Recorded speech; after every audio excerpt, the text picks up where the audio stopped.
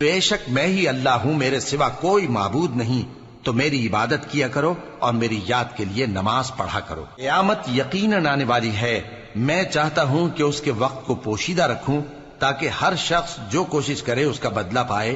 تو جو شخص اس پر ایمان نہیں رکھتا اور اپنی خواہش کے پیچھے چلتا ہے، کہیں تم کو اس کے یقین سے روک نہ دے، تو اس صورت میں تم ہلاک ہو جاؤ۔ اور اے موسیٰ، یہ تمہارے داہنے ہاتھ میں کیا ہے؟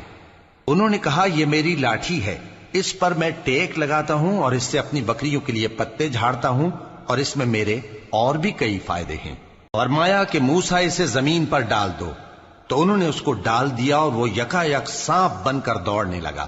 فرمایا کہ اسے پکڑ لو اور ڈرنا مت، ہم اس کو ابھی اس کی پہلی حالت پر لوٹا دیں گے، اور اپنا ہاتھ اپنی بغل میں دبا لو کہ وہ کسی عیب و بیماری کے بغیر سفید چمکتا دمکتا نکلے گا۔ یہ دوسری نشانی ہے تاکہ ہم تمہیں اپنے بڑے بڑے نشانات دکھائیں۔ تم فرعون کے پاس جاؤ کہ وہ سرکش ہو رہا ہے، اور میں نے تم کو اپنے کام کے لیے بنایا ہے، تو تم اور تمہارا بھائی دونوں ہماری نشانیاں لے کر جاؤ اور میری یاد میں سستی نہ کرنا۔ دونوں فرعون کے پاس جاؤ کہ وہ سرکش ہو رہا ہے، اور اس سے نرمی سے بات کرنا، شاید وہ غور کرے یا ڈر جائے۔ دونوں کہنے لگے کہ اے ہمارے پروردگار، ہمیں خوف ہے کہ وہ ہم پر زیادتی کرنے لگے یا زیادہ سرکش ہو جائے۔ اللہ نے فرمایا کہ ڈرو مت، میں تمہارے ساتھ ہوں کہ سنتا اور دیکھتا ہوں۔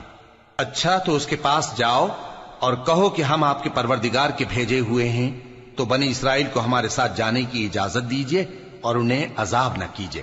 ہم آپ کے پاس آپ کے پروردگار کی طرف سے نشانی لے کر آئے ہیں، اور جو ہدایت کی بات مانے اس کو سلامتی ہو۔